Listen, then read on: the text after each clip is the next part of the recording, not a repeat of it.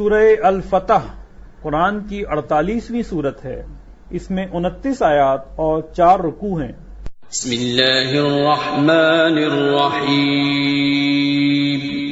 شروع اللہ کا نام لے کر جو بڑا مہربان نہایت رحم والا ہے۔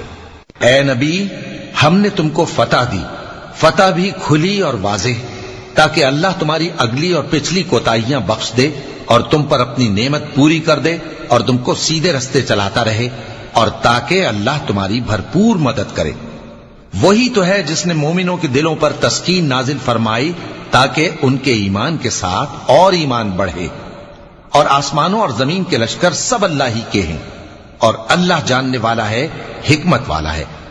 یہ اس لیے کہ وہ مومن مردوں اور مومن عورتوں کو بہشتوں میں جن کے نیچے نہریں بہ رہی ہیں داخل کرے، وہ اس میں ہمیشہ رہیں گے، اور تاکہ ان سے ان کے گناہوں کو دور کر دے، اور یہ اللہ کے نزدیک بڑی کامیابی ہے۔ اور اس لیے کہ منافق مردوں اور منافق عورتوں اور مشرک مردوں اور مشرک عورتوں کو جو اللہ کے بارے میں برے برے خیال رکھتے ہیں عذاب دے، انہی پر برے حادثے واقع ہوں، اور اللہ ان پر غصے ہوا اور ان پر لعنت کی اور ان کے لیے دوزخ تیار کی، اور وہ بری جگہ ہے۔ اور آسمانوں اور زمین کے لشکر اللہ ہی کے ہیں، اور اللہ غالب ہے، حکمت والا ہے۔ اے نبی، ہم نے تم کو احوال بتانے والا اور خوشخبری سنانے والا اور خبردار کرنے والا بنا کر بھیجا ہے، تاکہ مسلمانوں تم لوگ اللہ پر اور اس کے پیغمبر پر ایمان رکھو اور اس کی مدد کرو اور اس کی تعظیم کرو، اور صبح و شام اس کی تسبیح کرتے رہو۔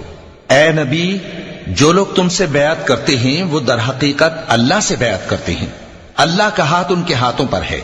پھر جو شخص عہد کو توڑے تو عہد توڑنے کا نقصان اسی کو ہے، اور جو اس بات کو جس کا اس نے اللہ سے عہد کیا ہے پورا کرے تو وہ اسے عنقریب اجر عظیم دے گا۔ اے نبی، جو گنوار پیچھے رہ گئے وہ تم سے کہیں گے کہ ہم کو ہمارے مال اور اہل و عیال نے روک رکھا تھا، سو آپ ہمارے لیے اللہ سے بخشش مانگیں۔ یہ لوگ اپنی زبان سے وہ بات کہتے ہیں جو ان کے دل میں نہیں ہے۔ کہہ دو کہ اگر اللہ تم لوگوں کو نقصان پہنچانا چاہے یا تمہیں فائدہ پہنچانے کا ارادہ فرمائے تو کون ہے جو اس کے سامنے تمہارے لیے کسی بات کا کچھ اختیار رکھے؟ کوئی نہیں، بلکہ جو کچھ تم کرتے ہو اللہ اس سے واقف ہے۔ بات یہ ہے کہ تم لوگ یہ سمجھ بیٹھے تھے کہ پیغمبر اور مومن اپنے اہل و عیال میں کبھی لوٹ کر آنے ہی کے نہیں، اور یہی بات تمہارے دلوں کو اچھی معلوم ہوئی اور اسی وجہ سے تم نے برے برے خیال کیے، اور آخر کار تم ہلاکت میں پڑ گئے۔ اور جو شخص اللہ پر اور اس کے پیغمبر پر ایمان نہ لائے تو ہم نے ایسے کافروں کے لیے آگ تیار کر رکھی ہے، اور آسمانوں اور زمین کی حکومت اللہ ہی کی ہے، وہ جسے چاہے بخشے اور جسے چاہے سزا دے، اور اللہ بخشنے والا ہے، مہربان ہے۔ جب تم لوگ مال غنیمت لینے چلو گے تو جو لوگ پیچھے رہ گئے تھے وہ کہیں گے ہمیں بھی اجازت دیجیے کہ آپ کے ساتھ چلیں۔ یہ چاہتے ہیں کہ اللہ کے قول کو بدل دیں۔ کہہ دو کہ تم ہرگز ہمارے ساتھ نہیں چل سکتے، اسی طرح اللہ نے پہلے سے فرما دیا ہے۔ پھر کہیں گے نہیں، تم تو ہم سے حسد کرتے ہو۔ بات یہ ہے کہ یہ لوگ سمجھتے ہی نہیں مگر بہت کم۔ اے نبی، جو گنوار پیچھے رہ گئے تھے ان سے کہہ دو کہ تم جلد ایک سخت جنگجو قوم کے ساتھ جنگ کے لیے بلائے جاؤ گے، ان سے تم یا تو جنگ کرتے رہو گے یا وہ ہار مان لیں گے۔ اگر تم حکم مانو گے تو اللہ تم کو اچھا بدلہ دے گا، اور اگر منہ پھیر لو گے جیسے پہلی دفعہ پھیرا تھا تو وہ تم کو بڑی تکلیف کی سزا دے گا۔ نہ تو اندھے پر سختی ہے سفر جنگ سے پیچھے رہ جانے میں، اور نہ لنگڑے پر اور نہ بیمار پر سختی ہے۔ اور جو شخص اللہ اور اس کے پیغمبر کے فرمان پر چلے گا اللہ اس کو بہشتوں میں داخل کرے گا جن کے نیچے نہریں بہ رہی ہیں، اور جو روگردانی کرے گا وہ اسے دردناک عذاب دے گا۔ اے پیغمبر، جب مومن تم سے اس درخت کے نیچے بیعت کر رہے تھے تو اللہ ان سے خوش ہوا، اور جو صدق و خلوص ان کے دلوں میں تھا وہ اس نے معلوم کر لیا تو ان پر تسکین نازل فرمائی اور انہیں جلد فتح عنایت کی، اور بہت سی غنیمتیں وہ آئندہ بھی حاصل کریں گے، اور اللہ غالب ہے، حکمت والا ہے۔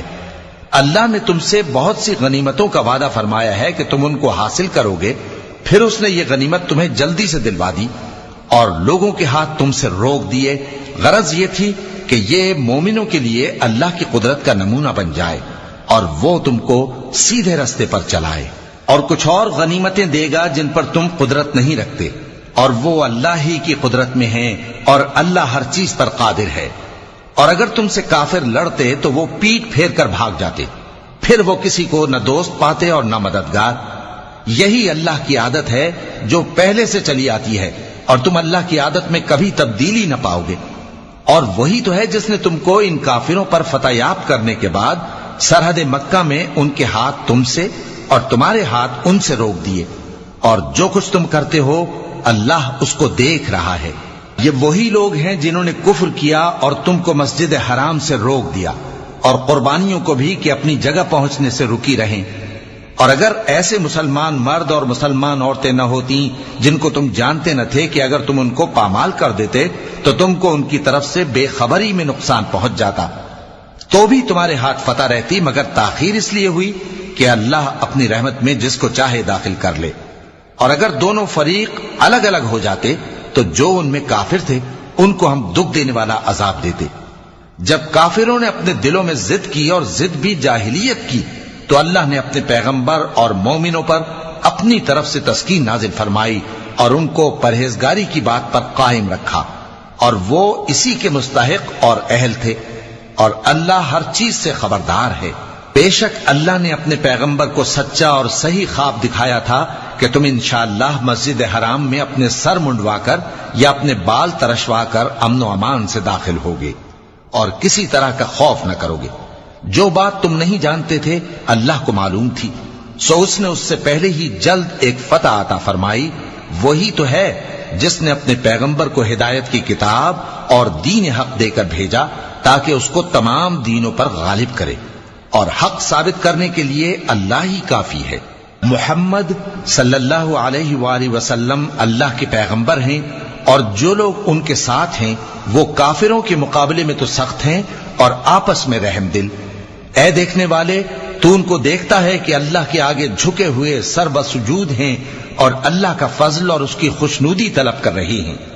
کثرت سجود کے اثر سے ان کی پیشانیوں پر نشان پڑے ہوئے ہیں۔ ان کے یہی اوصاف تورات میں ہیں اور یہی اوصاف انجیل میں ہیں۔